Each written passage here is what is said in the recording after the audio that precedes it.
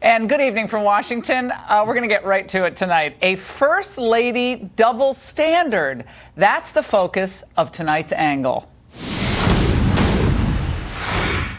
She's gracious, she's generous, and she's beautiful inside and out.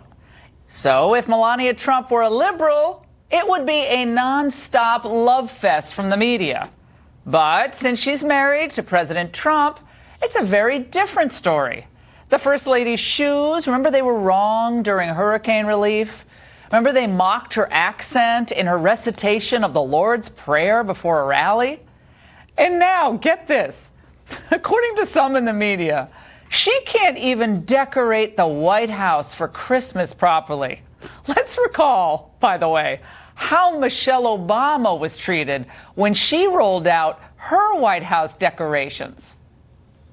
Next stop, the Red Room, festooned with cranberries and fruit trees. For Christmas alone, we're going to have more than 90,000 people come through these doors. How many hands do you shake at Christmas time? Oh, thousands. Show me how you do it without getting a... You know me. This is usually... But I know, I love that, but you can't do that with everyone. Hugs. I almost do. There's so many firsts in the White House. I remember the Chicago Sun-Times, the first time you all came to the White House, there's this big front page story with you in the red dress. The first time you spend the night at the White House, the first cabinet meeting at the White House. What's your favorite first? Gosh, that's a good question. Christmas, this Your is first Christmas? beautiful. And I've never visited the White House during Christmas. And it is just absolutely magical. They are managing a star. She can sell magazines simply by being on the cover. She can sell sweaters simply by putting them on. She's a striking Harvard-educated lawyer who can hold her own next to anyone. Okay, that is great. It's great to go back and remember, right? It was her arms, the way everything was great about Michelle Obama, cover of Vogue, how many times? 20 times? And so basically you'd swear that Michelle, Christmas time, walked on eggnog. But when Melania Trump unveiled this year's spectacular White House Christmas decorations, Vanity Fair went on the attack. This nasty columnist, I've never heard of her name, Kenzie Bryant, suggested that the First Lady had finally made herself productive. This is what she said. Is it safe to assume that we have some clarity as to what she's been up to when she's not traversing the Great Wall of China or making an appearance at turkey parting ceremony? Maybe.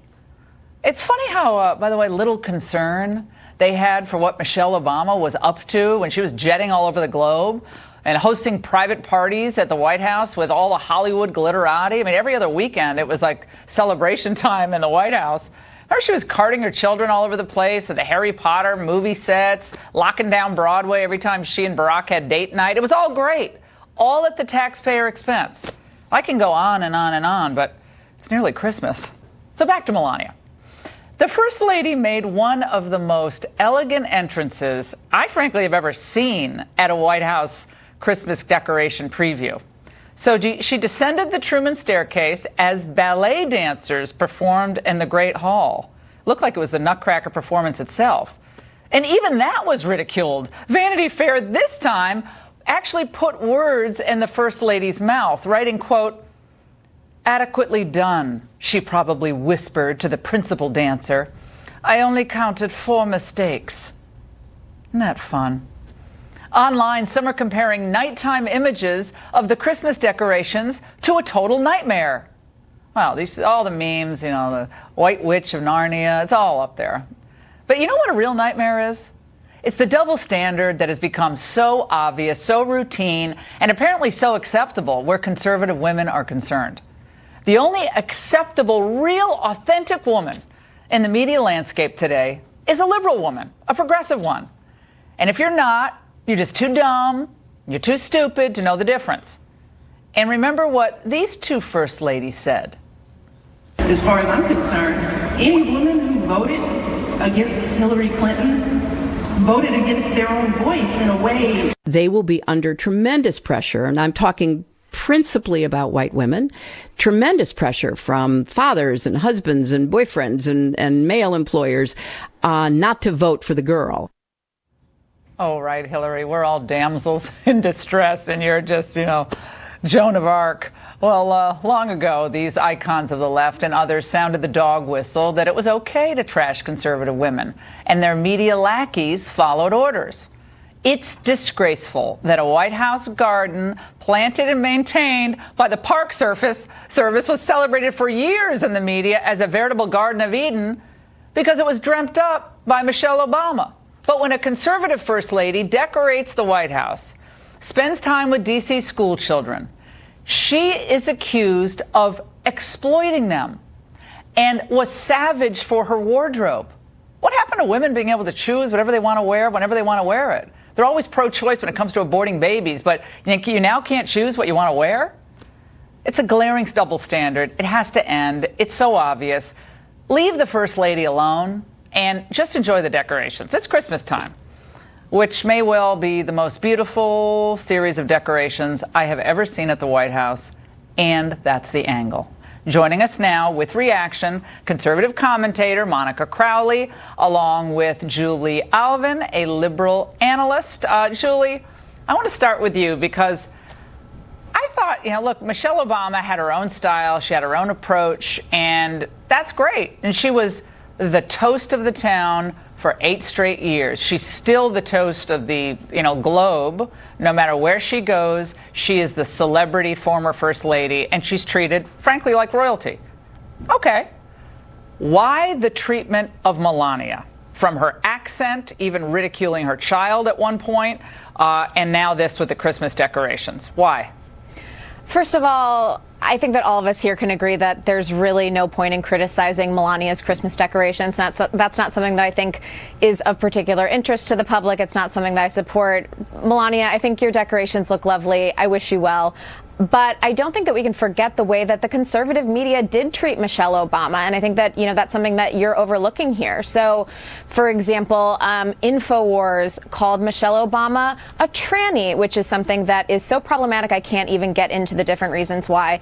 Breitbart allowed virulently racist comments about Michelle Obama to surface on its website. Rush Limbaugh criticized Michelle Obama for her weight. This particular network had a contributor, a Fox News contributor, who also criticized Michelle Obama for her weight and referred to her as Barack Obama's baby mama. So while I certainly don't agree with this, hoopla over Melania's decorations, I think they look nice. I think she should be allowed to decorate the White House and not receive criticism for it.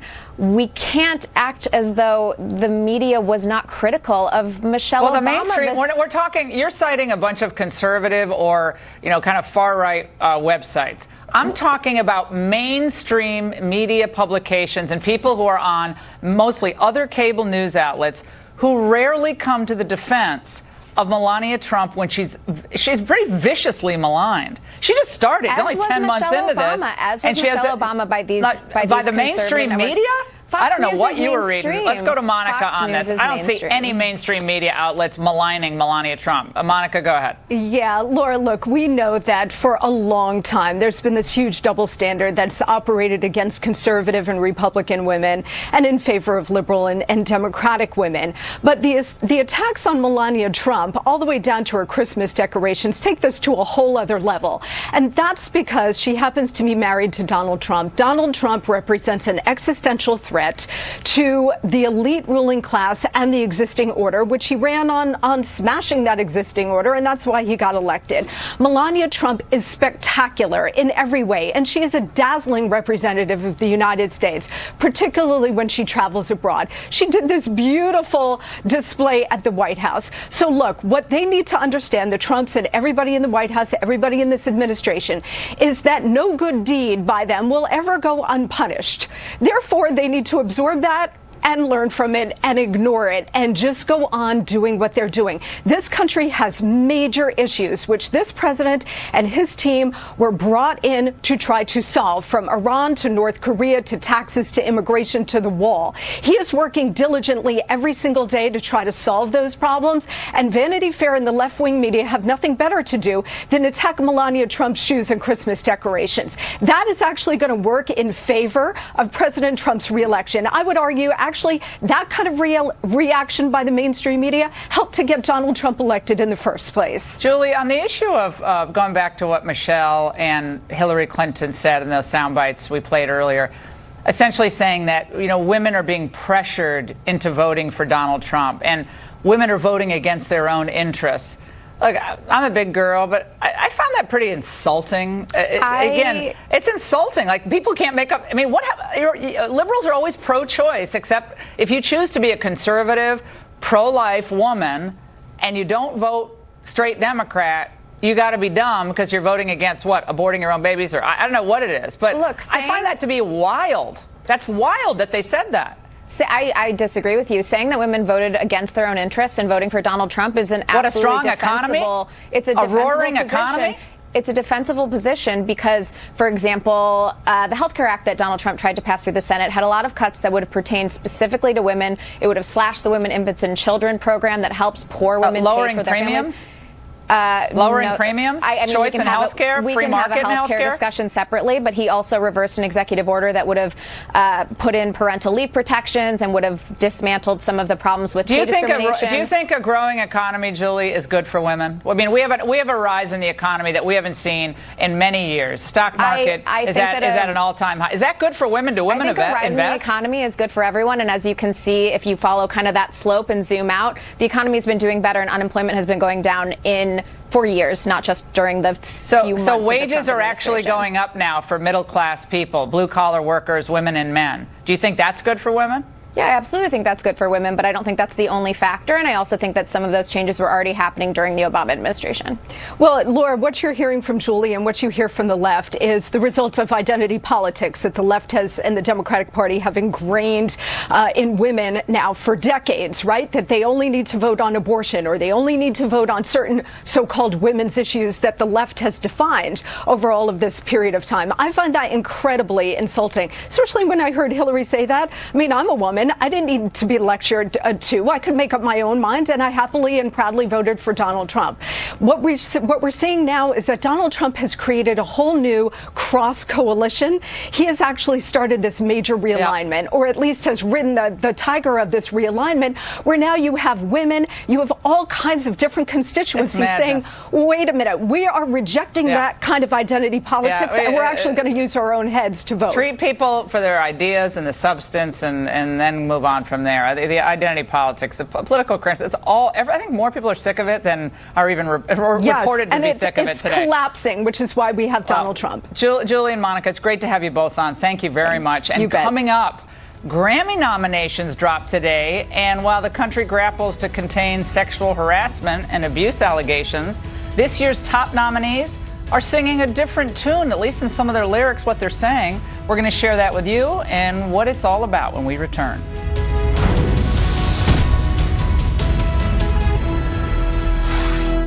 The Grammy nominations were announced today, and they are a doozy. Taylor Swift, Ed Sheeran were snubbed with only 4 noms between them, while those nominated for Record of the Year have created some of the most profane and misogynistic music I've ever heard anywhere. And at the top of the heap, Jay-Z, nominated for his The Story of O.J. We hadn't heard enough of O.J. We need a whole album devoted to it. And Kendrick Lamar for his album, oxymoronically entitled Humble. Here's former President Obama singing the praises of some of these Grammy-nominated artists. Kendrick and Chance, those guys are doing just amazing work. Jay-Z's still the king. I mean, he's got a track record. Did you really think Obama listens to Jay-Z and Chance? I mean, I know he's trying to hang cool with the kids there. But I don't even think he listens to this stuff. But are the lyrics of Kendrick and Jay-Z, multi-millionaires, incredible entrepreneurs as they are, what our kids need to be hearing? And now, what is the cultural impact of all of this? Joining us now to weigh in on this, someone who knows just a little bit about this genre of music, is Datejuan Thomas. He's the editor-in-chief of Vibe magazine, and he joins us now. All right, Datejuan, I need to hear from you because I'm a music fanatic. Okay, I listen to. I do listen to. Love music. Listen to everything. I'm more of a kind of Al Green. I love Ray Charles. Fats. That's kind of my stuff that I love. But I love all music. But tell me why, when you're talking about Jay-Z, you're talking about Kendrick Lamar, why is that music particularly good for young, especially young men today, of any race, of any background? Well, it's particularly good because they speak to those that they don't get a chance to be heard in situations like this. When you think about, young black men and being targets, for so many years and not having a voice to be able to show some kind of strength and power and empowerment, these are the voices that are there for us. Jay-Z has been one who's made it from, the street to to the stock market, to the boardrooms and presidents of labels and things of that nature. And then Kendrick, he's well on his way as well, being an incredible lyricist, and he's turning into business. So these are actually really good icons to look up to. Let's talk about, obviously Jay-Z is a well-known story, but he was a kid, wasn't he a cocaine crack dealer? Stabbed his, did he stab his manager or someone in the neck or something? You got a lot of things going on there, Laura. Well, he had a lot going on there. Yeah, but you're right. He's an unbelievable businessman. He's worth like $500 million. Incredible businessman. But let's actually look at what some of these lyrics are and what they say to young people. Okay. I just heard your description of why this might be good for people to express themselves. Here's a sample of Jay-Z's lyrics, and it's cleaned up for your consumption. This is from the story of OJ. Okay, this is nominated. Light N-word. I can't say the word. I'm not saying the word. Light N-word, dark N-word, faux N-word, real N-word, rich N-word, poor N-word, house N-word, field N-word. Right. House N-word, don't F with me. I'm a field N-word with shined cutlery. Here's a little something from Kendrick Lamar's record, by the way. It's called, again, as I said, Humble. And dissociate with my boo, bae, tastes like Kool-Aid for the analyst. Girl, I can buy yo a word with the world with my pay stub. Ooh, that P word. Good. Won't you sit on my taste buds? That change didn't just happen. That's all wrong. Well, it's just, it's unfortunate that, you guys picked only those particular lines and not the more uplifting and supportive lyrics that they also put out. And real quick, Laura, the Jay-Z lines, those are actually speaking to what we're discussing now. No matter how far Jay-Z goes, no matter how much he achieves within, mainstream's eyes, he's always going to be looked at as what he was saying. So that's the story of OJ. OJ tried to denounce being black, and then next thing you know, he's being, crucified by the same people that he was trying to impress. Wait. Are you also defending OJ still? I mean, is he someone we should hold up as an icon? No. See, that's one of the things you guys do. I'm not defending him. I'm just defending Jay-Z's, actual reason for being able to say what he's saying throughout those hooks. And then real quick, Laura, and then with Kendrick's lyrics, what he's trying to get across there is speaking to a woman or speaking to the audience in a way it's objectifying that he can. The P word, the H word, another of these lyrics. I mean, I could go through almost every song on these albums. But that's in country lyrics. That's in rock lyrics. The P word. Yeah, that's the P word. You haven't heard them? I know you only listen to Al Green and those guys, but you have to understand, Laura, you have to understand that this is a creative license, and they're able to do that from word to word, from bar to bar to verse to verse. Just so you understand what I'm saying, Dayton, I'm not saying people don't have a right to say it. They can speak on the street corner and swear in front of my kids. They can use the N-word. They can, this is white, black, every genre of people. We can Trump disrespect can each do the other. Same thing on Let me just finish. This is not just hip hop. This is the country.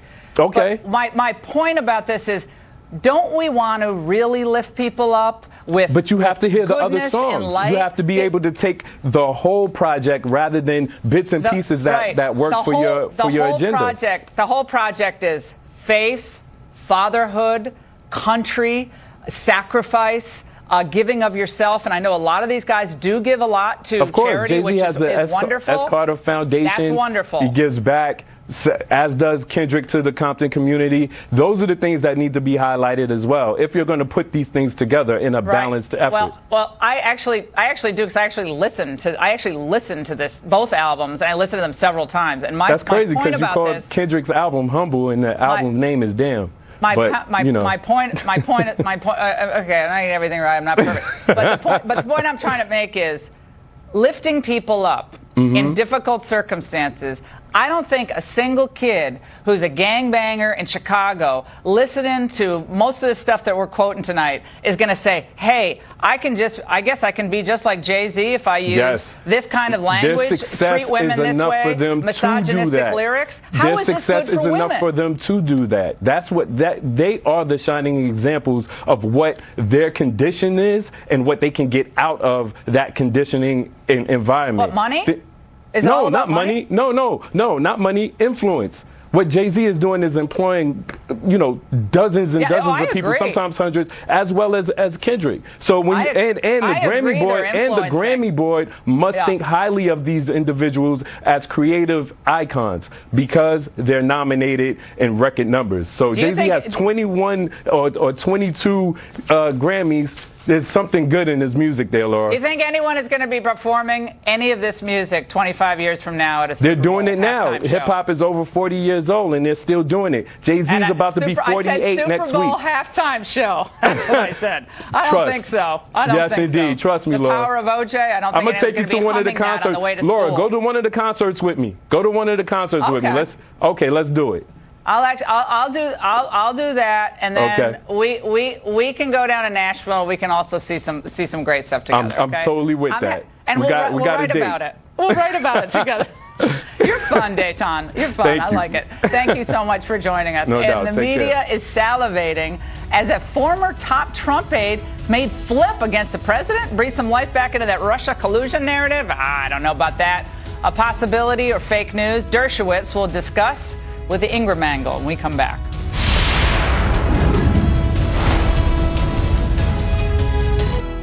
Welcome back. Much of the mainstream media has been in a lather at the prospect that former National Security Advisor Mike Flynn may flip against his former boss, President Trump. Just look at some of these headlines. ABC News, Flynn's lawyer meets members of special counsel's team, raising specter of plea deal. Vanity Fair, has Mike Flynn already flipped on Trump? New York Times, a split from Trump indicates that Flynn is moving forward to cooperate with Mueller. Is that actually the case? Joining us now, renowned legal expert, Harvard Law prof, emeritus, Alan Dershowitz. Hi, Professor Dershowitz. How are you? Very good. Is this really, it seems like the way it's being portrayed, it's the end for Donald Trump. The impeachment gallows are waiting for him. Mike Flynn, because of his work with perhaps what he did with Turkey, might somehow mean that he's flipping on Trump. What could be going on here? Well, I think if he were actually flipping on Trump and if he had made a deal with Mueller, we'd never know about it. Nobody would leak that information. Part of the deal would be that you have to keep this absolutely secret.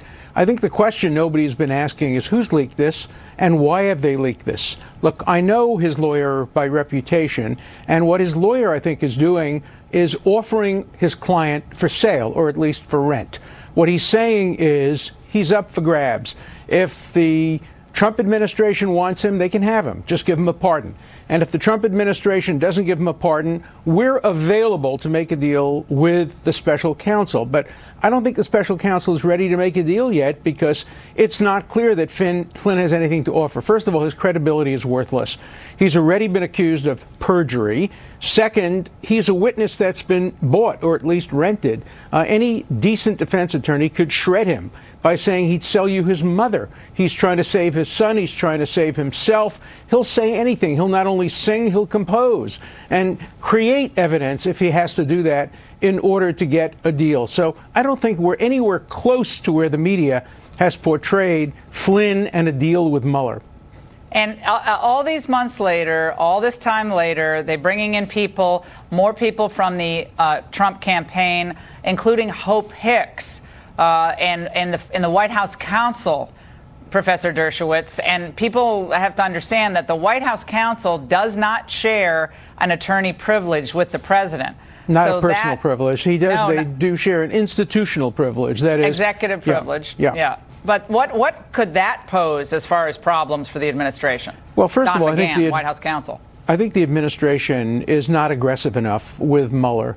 They should be in court challenging what Mueller has been doing. He's going so far beyond any possible scope of his investigation. For example, there were reports the other day that they were investigating whether Jared Kushner tried to get the United States to change its policy toward Israel, the Obama administration, which was going to allow the resolution condemning Israel for occupying the Western Wall, the holiest place in Judaism. Well, let's assume that Jared Kushner did that. He should be praised for it. There's nothing criminal about that. What is Mueller doing? Investigating whether or not somebody during the transition was trying to influence American foreign policy to the benefit of the American people. So I think the Trump administration ought to be more aggressive in challenging the scope of this investigation, challenging subpoenas, challenging who's called as witnesses. This is supposed to be a narrow investigation about whether or not there was illegal, unlawful collusion with Russia. Collusion itself is not a crime. But now what they're doing is going after people for what is the equivalent of jaywalking. Did they sign the right form? Did they include this in the form? That's all an attempt to try to squeeze them into testifying against the Oval Office. Put them in the big vice and turn the vice around. But why are they not being aggressive? This Ty Cobb guy who's I'm not sure I'm wild about Ty Cobb representing the president. I mean, he's a good lawyer. Wasn't he the guy who was eating at the restaurant and talking loudly about strategy and so forth? I don't get that. Lawyers shouldn't be doing that. He has a very good reputation as a good lawyer, and no lawyer should be second-guessing their strategy without knowing what's actually going on. But it's so obvious that Mueller is going well beyond the scope of what his authority was. I read the letter authorizing his investigation, and what he's done in some of the witnesses he's called and some of what he's subpoenaed. He's now, subpoenaing things that are so far beyond the scope of the investigation. But why is Ty Cobb or the president's legal team not challenging this? I mean, that's the question, and that's the question. That's a good and also, look, the other point we heard is that Flynn has stopped cooperating. Was he ever cooperating with the Trump administration? Was he ever trading information? I have to tell you, if I were Trump's lawyer, I wouldn't give Flynn one bit of information because there's always the possibility that he will flip. So I think this story has a lot yet to be revealed. Alan Dershowitz, great to see you. Thank you so much for joining us tonight. Thank you. And a question, since when is it racist for a president to stand in front of a painting of another president? In today's world, that's when. You're not going to believe this story when we come back. Don't go away.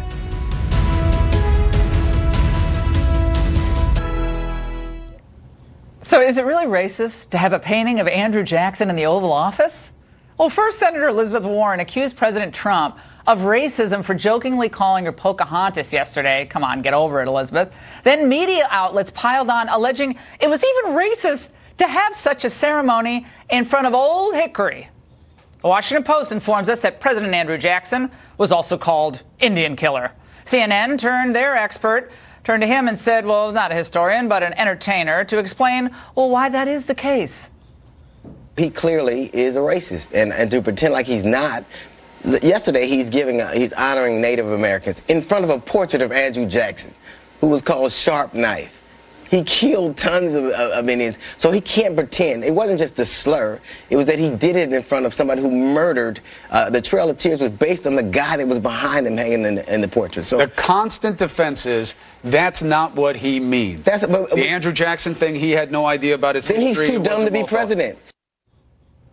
I'm sure he went right off Wikipedia to find out about the Trail of Tears. Joining us now to set the record straight is presidential historian, author of the fabulous book, so many of them, Reagan Rising and Citizen Newt, Craig Shirley, along with Elizabeth Warren's conservative challengers, now an independent, self-described real Indian, and he's an MIT scientist, Shiva Ayodhya. Both of you, it's great to have you on. Craig, got to start with you. Andrew Jackson. Okay, it's one of the paintings up in the Oval Office. Yeah, sure. I've been in the Oval Office, one of my favorite paintings, a beautiful painting.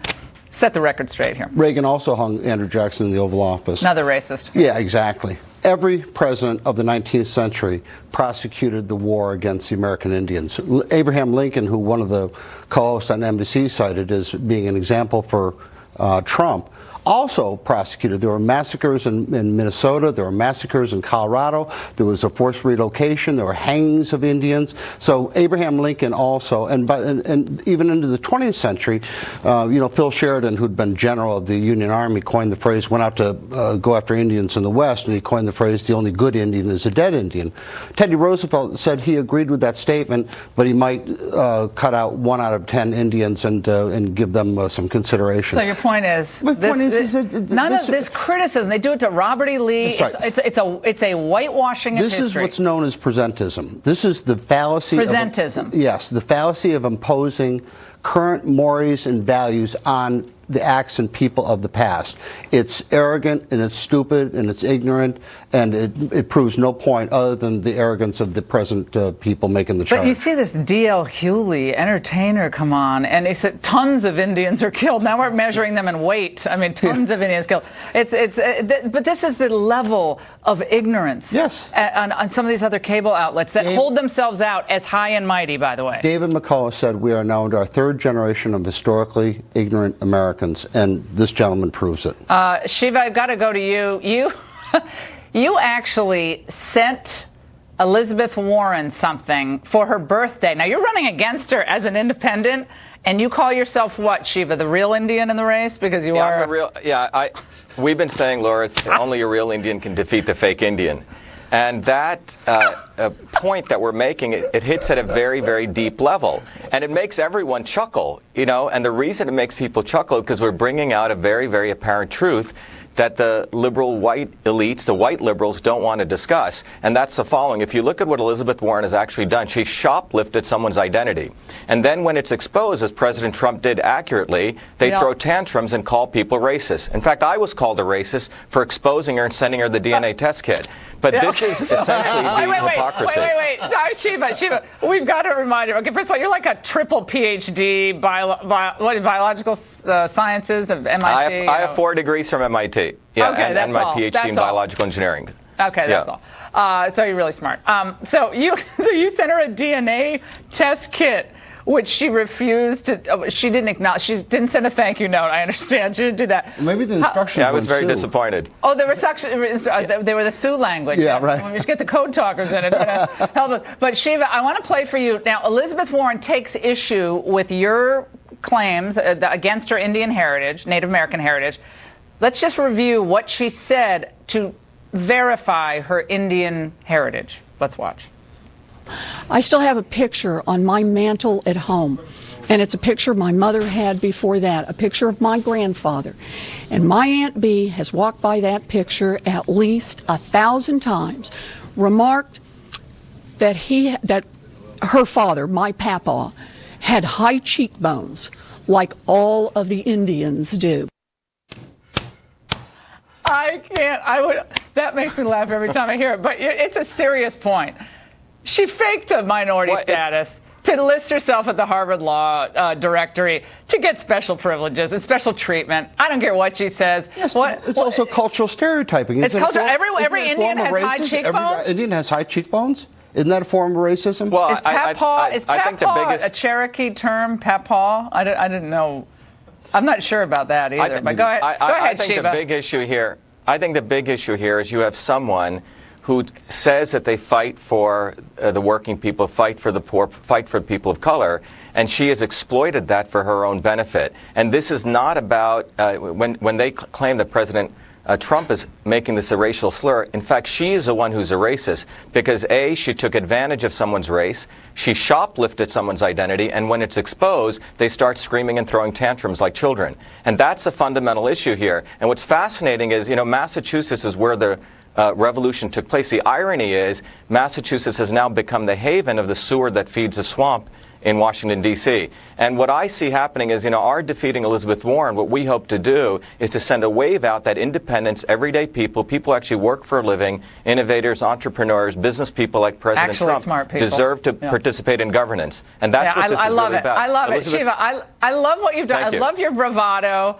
I love the fact that you sent her the DNA test kit. That stuff is good. I sent it on her birthday. I know, he was very thoughtful of you. Craig, I want Craig to end this out. Yeah. The racial obsession is not, as Joe Scarborough today said, that he only does this for, he only defends white Anglo-Saxon Protestants or something like that. He said, well, he's obsessed with people who are not white, like criticizing them. He went, They are the elites are obsessed with They are obsessed. Yes, it's a way of diverting attention. This is right out of the book, The Screw Tape Letters, is to divert attention to things that are not important so you don't talk about the things that are important, like our failing public schools, which can be laid at the feet of liberalism, or failing government, or all the other things that liberals have been open borders, all of it. Sure. And you talk illegal immigration. Yes, and Craig, your book, Citizen Newt, was fabulous. Learn a lot from the 1994 period. Shiva, it's great to see you. We'll have both of you back. Thank you. And up next, Chicago is crumbling, but a pastor thinks he has a new way forward. Check this out when we come back. Decades of Democratic political rule in Chicago have led to the second city's slow crumbling from the inside. So could faith be part of its renewal? A minister in Chicago just opened a 3,000-seat megachurch in the middle of the city. And he wants his church to be a sanctuary and a safe haven from the allures of crime and violence. But can faith in this church succeed where government has failed? A lot of liberals will doubt that. But joining us now from Chicago is Pastor Horace Smith. Pastor, thanks for joining us. I was thinking about this today when I was reading about you. There are a lot of churches in Chicago. And you got Father Flager with that St. Sabina's. I'm not a big fan of his, but he has his church. You got Reverend Wright, right? Is he still kicking around? You got a lot of churches, a lot of people trying. They've been unable to stem the violence so far. So how is yours going to be different? Well, I don't think we're unique at all. I think that what we're doing is doing the part that we should do where we are. My argument is this, that you're right. There are not only a lot of churches in Chicago, there are 250,000 churches in America. But the question is to the church itself, are we really doing what we should be doing and make a difference? And that's the key.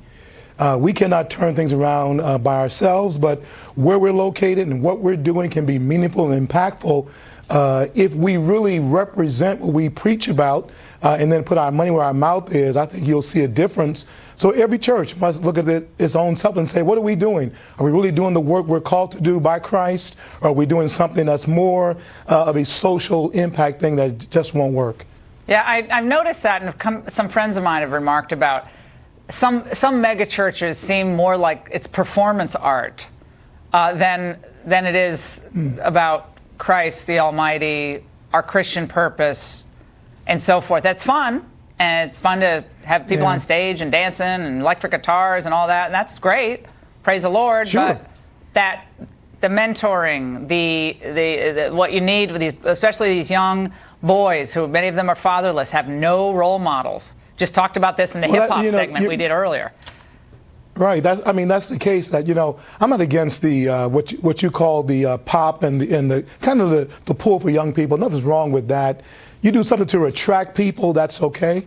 But once they are attracted, you must have real programmatic things that really hit at the heart of the matter.